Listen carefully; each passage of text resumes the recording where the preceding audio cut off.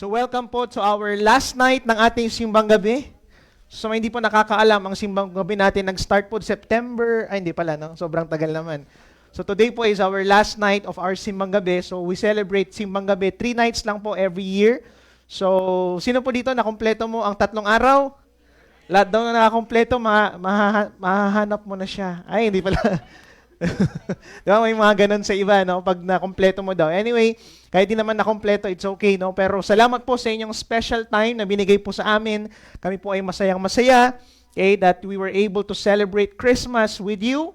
So, ang tawag dito, magsi-celebrate na sana tayo, pero meron pang 24, no? This coming Sunday. Anyway, so magandang gabi po sa inyong lahat. Welcome to Lighthouse Church. Welcome to Lighthouse Simbang Gabi.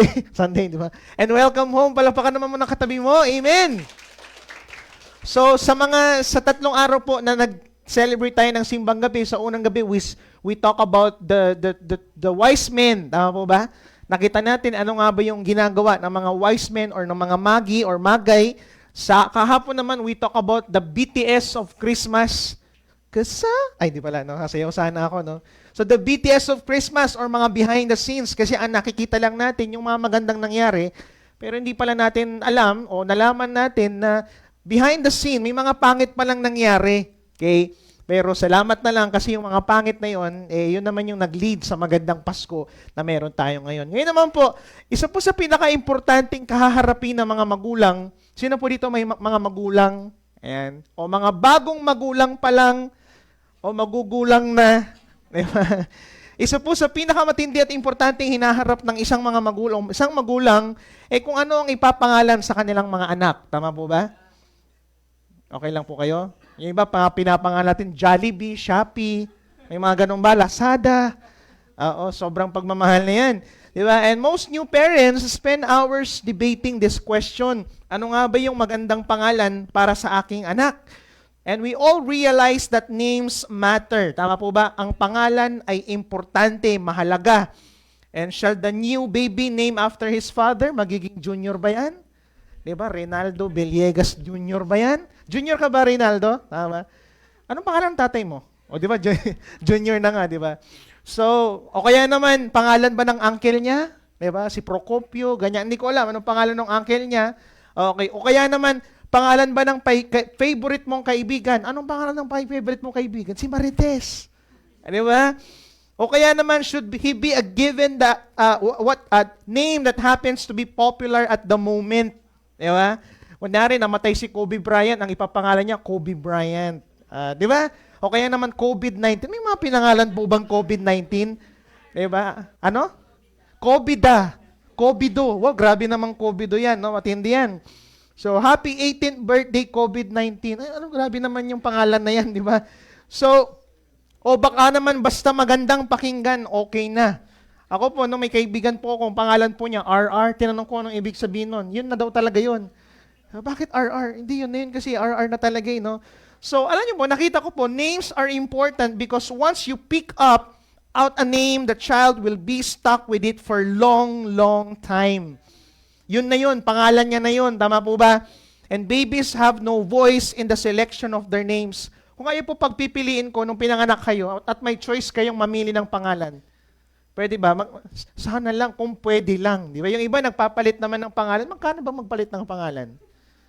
Mahal, tama po ba? So, Kuya Jazz, magpalit ka na ng pangalan mo. Okay, anyway, babies have no voice in the selection of their names. They have to live with them, to leave them down or to leave them up. So, according to experts po, names are important because you tend to become what your name represents. So, kung ano yung magiging pangalan mo o ano yung mostly pinangalan sa'yo, mostly, yan yung mangyayari sa'yo. At alam niyo po ba na sa Bible, names are so important. Kaya nga most of the time, pag si Lord, may mga tinatawag siya, may mga nai-encounter siya, pinapalitan niya ng pangalan. Si Abram, naging Abraham. Si Jacob, naging Israel. Si Sarai, naging Sarah. Okay po ba yun?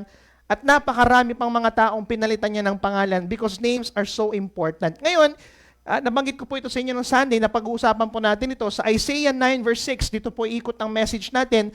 Basahin nga po natin, sabi niya, "For to us a child is born. To us a son is, and the government will be on his shoulders. And he will be called Wonderful Counselor, Mighty God, Everlasting Father, and Prince of Peace. Lagi ko po itong sinasabi at lagi nating naririnig. Alam niyo po ba na si Jesus ay regalo sa gitna ng gulo? Sa panahon na napakagulo ng mundo, nagbigay ng regalo si Lord at ang tawag sa Kanya, that's Jesus Christ. Jesus is the greatest gift of all. For whom? Kanino? Para sa atin. Sabi mo sa katabi mo, para sa atin. So, anong nangyari? Nung panahon pala ng Pasko, may ipapanganak, mayroong regalo, ang tawag natin doon, Pasko. And that's the essence of Christmas. And this verse, sa verse po na ito, pinag-usapan natin kanina how important name was. This verse po reveals 4 names of that gift. No, pangalan nung regalong pinag-uusapan natin. Na magugulat ka, each one unlocks an aspect of his character. They teach who He is and how He can help us today. So allow me to share with you our message this evening entitled, The Greatest Christmas Gift of All Time. Palakpakan po natin si Lord. Sino pong handang makareceive ng regalo? Yung mga volunteers natin excited ng makareceive ng regalo. Ito meron akong ano sa inyo, meron akong clue sa inyo. Sa akin, ano yun? Lahat ng mga volunteers, hindi kayo uwing malungkot. Iiyak lang kayo. Anyway, tayo po yung manalangin. Lord, salamat po sa oras na ito. Ilang araw na lang po, we will be celebrating Christmas. Lord, salamat for this opportunity na kami po ay makapagsimbang gabi, sambang gabi. Lord, na as we celebrate, Lord, ang malalapit mong ang pagsilang mo ay, Lord, pinupuri ka namin, sinasamba at inaalala namin at pinag-aaralan yung mga bagay na napaka-importanting nangyari nung panahong ipinanganak ka. And today, as we study your word today, salamat po, Panginoon, na maintindihan po namin ang mga pangalan mong nagpapakita ng matinding, Lord, pagkilala o kung sino ka sa aming buhay. And and I pray, Panginoon, that name, Panginoon, ay mag-represent din at mangyari po sa aming mga buhay. Lord, we worship you, we honor you. In Jesus' name we pray. Amen and amen. Palakpakan po natin si Lord. So, para kanino ang regalong pangako? Yan. That's the question. Para kanino ang regalong pangako? So, as we all know, Jesus Christ was the greatest gift of all time. But the question is, para kanino tong regalong ito? Number 1, for the pointless. Yan. Para sa mga pointless. Sabi nga diyan, He will be called a wonderful counselor. Okay? Una, para sa mga taong walang direksyon ng buhay, o walang direksyon sa buhay. So sa mga taong pointless, hindi alam ang gagawin sa buhay, hindi alam ang mangyayari sa buhay, pointless siya kung anong pwede mangyari sa kanya, para sa iyo si Jesus. Alam niyo po ba na ang salitang counselor in Hebrew is ya'ats. Yan, ya'ats. Yeah, ya'ats. Ibig sabihin po, to advise, to counsel, to devise, to guide, and purpose. Okay? So literally, this title means a wonder of a counselor. So hindi lang po wonderful counselor, pero the wonder of a counselor. Nagets nyo? Yung ganda ng merong nagka-counsel. So it speaks of the wisdom of His plan. Sino po dito na-try nyo na po nagpunta ng psychiatrist? Alam po, lately, because of pandemic, ang daming nakaproblema sa pag-iisip. Tama po ba? Hindi yung katabi mo yun. Hindi yan yun. Medyo lang, pero hindi yan yun. At alam niyo po ba, pag pupunta tayo ng isang psychiatrist, kasi ang mga psychiatrist po, sila po ang tumutulong sa mga may problema sa pag-iisip. Tama po ba? At ang psychiatrist po, no, kung gusto mong magpa-psychiatrist, kailangan mong gumastos ng libo-libo para lang magkaroon ng 1 oras, 2 oras na counsel from them. Diba? And much of it is good. Malaking bagay naman po ang mga psychiatrist po natin, pero sometimes hindi masyadong nakakatulong. Pero you know what? Jesus is therefore the perfect teacher and the ultimate counselor. Amen. Kung ang mundo ay gumagastos ng libo-libo para lang magkaroon ng maayos na counsel from a person, let me tell you this, that greatest gift is given for us to have a ultimate counselor. Amen. And let me apply the truth this way. As the wonderful counselor, He gives perfect direction to His people. So itong regalo pa lang ito ay nagbibigay ng direksyon sa mga tao. Okay po ba yun? And those who follow Him will not walk in darkness but in the blazing light of day. Ibig sabihin, nagliliwanag na umaga. Makakita na kayo ng nagliliwanag na umaga? May mga ganong, di ba, pag ganong kaliwanag, kailangan pa bang mag-ilaw? Kitang-kita mo ang dani, di ba? And in this baby, we see the greatest wisdom in the whole universe. And who is this child? He is the wonderful counselor. At may good news ako sa inyo. At ngayong nandito ka, sabi mo, nandito ako, I just want you to know na gusto niyang bigyang direksyon ng buhay mo. God is reminding you, anak, okay, I am your gift and I am here to tell you, I have a direction for your life. Anak, may direction ako may plano ako sa buhay mo, may plano ako sa pamilya mo, may plano ako sa inyong mag-asawa, amen? May plano ako sa simbahang ito, may plano ako sa bayang Manawag. At ngayong nandito, yun nga, and this gift has the ability na bigyang kulay at saysay ang buhay mo. So kaya pala nagbigay si Lord ng regalo kasi gusto niya mailagay tayo sa tamang direksyon ng ating buhay. Palakpakan naman natin si Lord. Ito yung regalo natin, nagbibigay siya ng tamang daan. Pangalawa, para kanino ang regalong pangako? For the powerless. Okay? For us, a child is born, tawag sa kanya is the mighty God. Sabi mo nga, mighty God. So pangalawa po, para sa mga taong mahihina at alipin ng kaaway. Sino po dito, aamin kayo? Maraming times this year, nanghina rin po kayo. Tama po ba?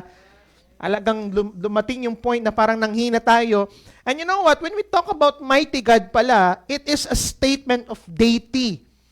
Ibig sabihin, ito yung statement siya ng pagiging Diyos ng Diyos. And the baby born in the manger is not just the Son of God. Let me just clear this way. Okay? Ang si Jesus Christ po is not just the Son of God, but He is also God, the Son. Dapat malinaw po yun. Hindi lang siya anak ng Diyos. Okay? But He is God the Son. So, ibig sabihin, all the fullness of God dwells in the Lord Jesus Christ. And that can never be said of any mere human baby. Kaya nga, ang salitang mighty in Hebrew is gibor. Okay? Na ibig sabihin is powerful, warrior, champion, strong, valiant man. So there is something else important in this title. So yung pangalan pala ni Christ, okay, na alin? Na mighty warrior or mighty God, okay, the word translated mighty is the word gibor, which means strong one. Okay, thus the term mighty God is a military title. So imagine mo parang si Lord, nagpapakita siya sa iyo bilang isang militar. Di ba yung, alam mo yung full armor, very powerful one. Okay, bakit? Kasi pinapakita ng Lord that He is the God who fights for His people. Na gustong sabihin sa iyo ni Lord, anak, itong regalong ito yung regalong magtatanggol sa iyo. Hindi mo kailangan ng tanggol, kailangan mo, iba pala yun, si Victor magtanggol pa yun. Ang kailangan mo lang si Jesus. Bakit? Si Jesus ang tagapagtanggol mo. Amen? And maybe, may mga part sa buhay nyo ngayon, di ba, Paskong Pasko, pero parang inaalipin kayo. Let me tell you this, si Lord ang magtatanggol sa pamilya mo. Si Lord ang magtatanggol sa iyo. Si Lord ang magtatanggol sa atin. Amen? Wow, He is the God who fights for us. Pangatlo, para kanino ang regalong pangako? Ano po yung number 1? Balikan natin. For the pointless. Number 2, for the powerless. Pangatlo, for the lifeless.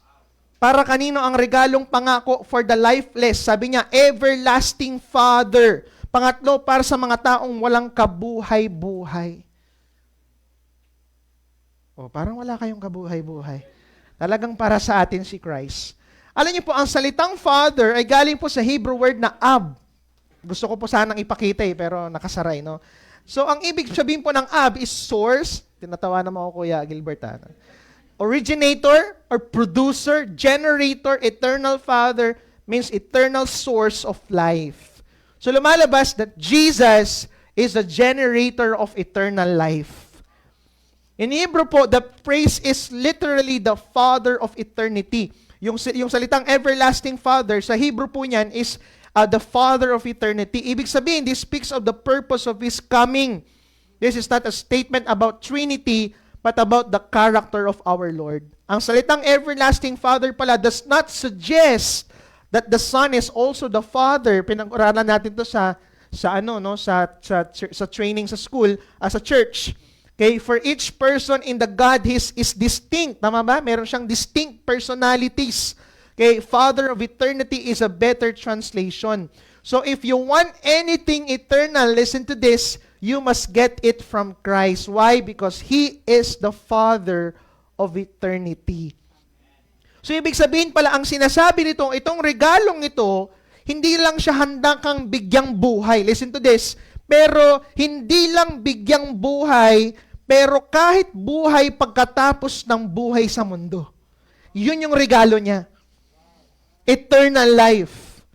And last but not the least, before we end, grabe, ang bilis naman. Okay, para kanino ang regalong pangako is for the restless. Sino po dito, wala na kayong pahinga? Pagpasok pa lang ng September, gumagawa ka na ng pangkain nyo. Ang bira naman yan, di ba? Nag-aagar-agar ka na. Ano ba? Niluluto mo na yung mga spaghetti mo. Grabe namang tagal iluto yan, di ba? Ang tigas, no? So, nakakapagod ang Pasko, tama po ba? Pero sana, this Pasko ay makaranas tayo ng pahinga sa Panginoon Diyos. Kaya ang tawag nga sa Kanya is the Prince of Peace. Pang-apat, para sa mga taong magulo ang buhay. Peace is a wonderful thing, amen? But hard to find in this world. Ang daming nagsasabi, peace be with you. Ang daming nagsasabi, peace sa mundo. Pero ang hirap hanapin ng peace. It's worth working for and waiting for. But listen to this. Alam niyo po, God's ultimate plan for peace rests not in treaties or lessons or progress, or material prosperity, but God's plan for peace is the maker of peace, and that is Jesus Christ. Kung akala po ninyo ang makakatapos, ang magkakapagbigay ng kapayapaan sa mundo is treaties, diba? Meron tayong problema sa bansa natin ngayon. Diba? Anong bang Tagalog nun? No? Binubuhusan ng tubig yung ating mga marino. Tama po ba? Nakakalungkot mga, diba? Parang gusto natin, mag-gera na lang tayo. Diba? Dala tayo ng mga diba? Ang laki ng problema sa mundo, no? Talagang ang daming ginagawang mga bagay, treaties, or anything, pag-uusap. Pero alam niyo po, ang plano ng Diyos ay more than that. Ang plano niya ipadala ang maker of peace, and that is Jesus Christ. Kaya nga sabi ni Christ, nung pumunta sa mundo, peace I give you. Kaya nga hanggat walang Kristo sa buhay mo, walang totoong kapayapaan sa buhay mo.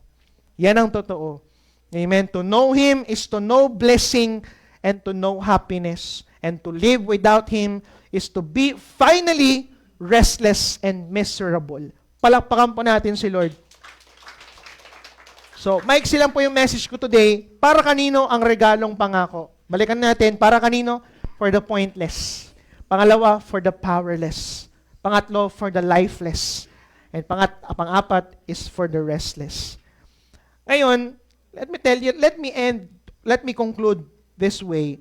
Alam niyo po, ang greatest gift ng Pasko ay para sa mga dinefine ng mundo ng mga walang kwentang tao. Hindi siya sa mga sikat, hindi. Sabi ni Lord, hindi, ibibigay ko tong regalong to sa mga walang kwentang tao. Kaya magugulat kayo, yung sinare ni Pastor Arina kahapon, ang unang-unang sinabihan, ng pagdating ng Messiah o pagsilang ng Messiah ay mga shepherds. Sino mga shepherds? Mga kabaho-baho. Di naman tayo mabaho, amen. Sila yung mga kabaho-bahuan, sila yung mga dinefine ng mundo na mga sinungaling magnanakaw, pero sa kanila unang sinabi yung good news na darating ang Messiah. Hindi kay Herod, hindi sa mga sikat na tao.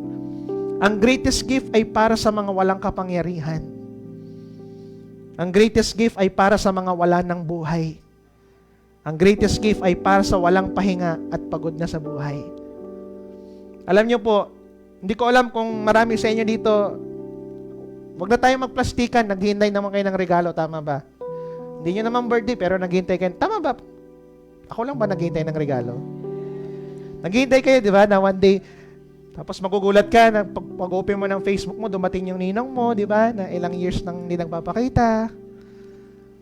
Dumating yung nanay mo, dumating yung mga kamag-anak mo, di ba, na parang, hindi, sapat na si Jesus, pero nag-expect tayo, di ba?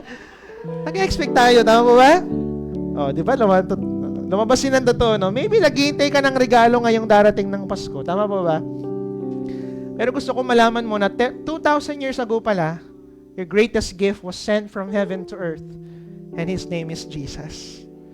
Magulat ka, hindi ka pa pinapanganak, nagplano na si Lord at pinadala sa mundo.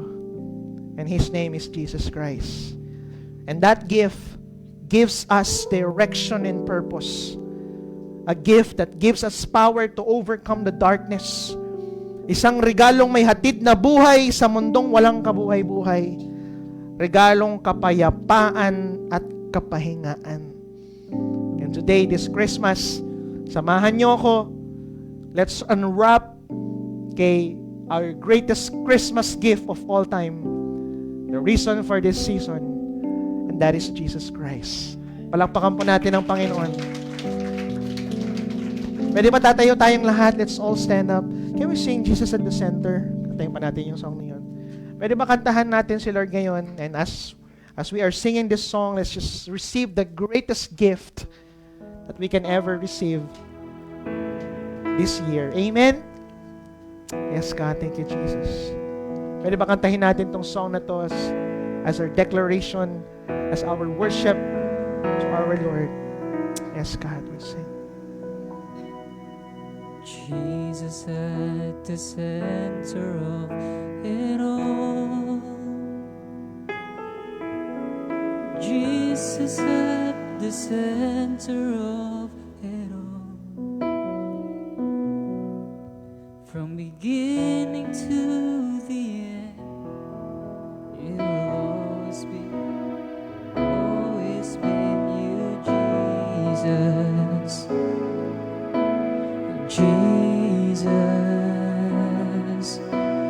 Jesus at the center of it all. Jesus at the center of it all. From beginning to the end, it will always been you, Jesus. Yes, Jesus. Nothing else, come on. Nothing else matters. Nothing else. Nothing in this world will do. Jesus, you're the center. 'Cause Jesus, you're the center. Everything And everything revolves around you. Jesus, you. from my heart will sing. From my heart through the heaven, Jesus be the center, and it's all about you. Yes, it's all about you. From my Just put my heart hands together. through the Sing this song. Yes, God. heaven, Jesus be the center. It's all about you. Yes, it's all about you. From my heart to the heavens, Jesus be the center. It's all about you. Yes, it's all about you. Nothing else. Nothing else Matters. Yes, Jesus. Nothing in this world will do. You are the center, Lord. Jesus, you're the center. Everything revolves around you. Jesus, you At the center of of it all. yes, At the center of it all. Sa oras pong ito, I'll just offer a simple prayer. Manalangin siya ng pagtanggap sa ating regalo. Amen. Who wants to receive the greatest gift of Christmas? Sabi mo, Panginoon Diyos, tinatanggap kita sa aking buhay bilang aking Panginoon. at sariling tagapagligtas. Salamat at namatay ka para sa akin. Magmula ngayon, ikaw na ang Diyos, ikaw na ang Master ng aking buhay. Sinusuko ko ngayon ang aking manubela ng aking buhay sa iyo. Tinatanggap kita bilang isang malaking regalo sa buhay ko ngayong Pasko. Ito pong aking samot dalangin sa pangalan ni Jesus. Amen and amen. Can I pray for you? Lord, salamat po sa oras nito. As they receive the gifts, Lord, I declare you will give direction and purpose. Lord, may mga tao man dito na wawalan sila ng direksyon sa buhay. Di nila alam anong gagawin nila. Ano pa yung future nila. Meron pa bang future sa kanilang buhay? Let me tell you this. God is giving you direction and purpose. Lord, I pray that you will give them the power to overcome the darkness in their lives. I pray, bigyan mo sila ng buhay sa mundong walang kabuhay-buhay. And give them peace, Panginoon God. Alam mo po, nakakapagod ang mundo. This Christmas, this New Year, mapapagod kami. Pero salamat sa kakaibang kapayapaan at kapahingahan na ibibigay niyo po sa bawat isa po sa amin. Lord, marami pong salamat. We receive you as the greatest gift na pwede naming ma-receive this Christmas season. Salamat, Lord. Pinupuri ka namin. Pinapasalamatan ka namin. Pinupuri ka namin. Itong aming samot dalangin. In Jesus' name we pray. Amen and amen. Pinakamalakas pong palakpak sa Lord.